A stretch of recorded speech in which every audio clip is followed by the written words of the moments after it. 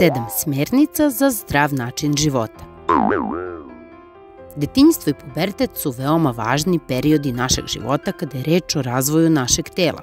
Čovek tada raste i razvija se i telo prolazi kroz brojne promene.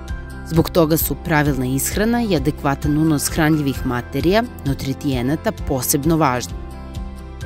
U ovom razdoblju je potrebno pažljivo planirati ishranu, jer hranom unosimo hranljive materije neophodne za pravilan rast i razvoj. Još je važnije što navike koje steknemo u detinjstvu ostaju za ceo život i imaju veliki uticaj na zdravlje. Nepravilna ishrana kasnije u životu može dovesti i do neželjenih hroničnih bolesti. Za doručak biram kvalitetne namirnice. Doručak je prvi i najvažniji dnevni obrok.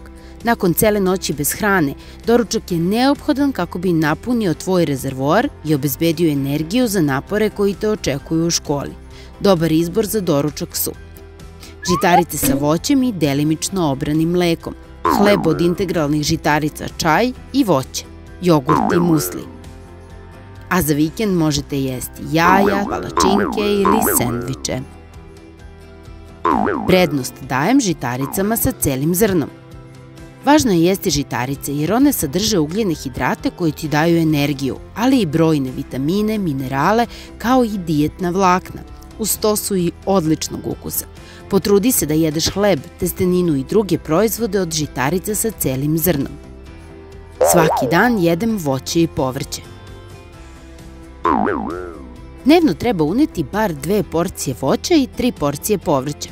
Jedan od načina da budeš u skladu sa preporukama je da jedeš povrće u okviru svakog glavnog obroka, doručak, ručak, večera. Kao i da za svaki međuobrok jedeš voće. Jedna porcija znači 1 jabuka, 2 kajsije, čaša prirodnog voćnog soka, 1 paradajz, činija zelene salate ili tanjir supe od povrća. Svaki dan se krećem barem 60 minuta ili duže. Imaj na umu da fizička aktivnost pomaže boljem radu srca, daje ti energiju i pomaže da se osjećaš i izgledaš bolje. Lako možeš da uklopiš fizičku aktivnost u svakodnevnu rutinu. Šetaj brzim hodom, trči ili vozi bicikl sa prijateljima. Kada učiš ili čitaš, protegni se 10 minuta svakih sat vremena. Ograniči gledanje TV-a i rad na računaru na najviše 2 sata u toku dana. Uključi se u fizičke aktivnosti u školi. Ne zaboravi na zagrevanje pre svake fizičke aktivnosti, jer se na taj način smanjuje opasnost od povreda. Sport ima povoljan uticaj na zdravlje, ali i na izgradnju naše ličnosti, na timski duh i razvoj prijateljstva. Zapamti, važno je učestvovati. Redovno pijem 8 čaša vode, tečnosti dnevno. Preporučljivo je uneti u proseku 1,5 litar tečnosti dnevno. U slučaju povišene spoljne temperature, pojačanog znojenja i fizičke aktivnosti, neophodno je popiti i više. Najbolji izvori tečnosti su obična voda i čaj, kao i prirodni sokovi od voća i povrća, bez dodatog šećera, a tečnost unosimo i putem hrane. Slatkiše i grickalice jedem umereno i samo ponekad.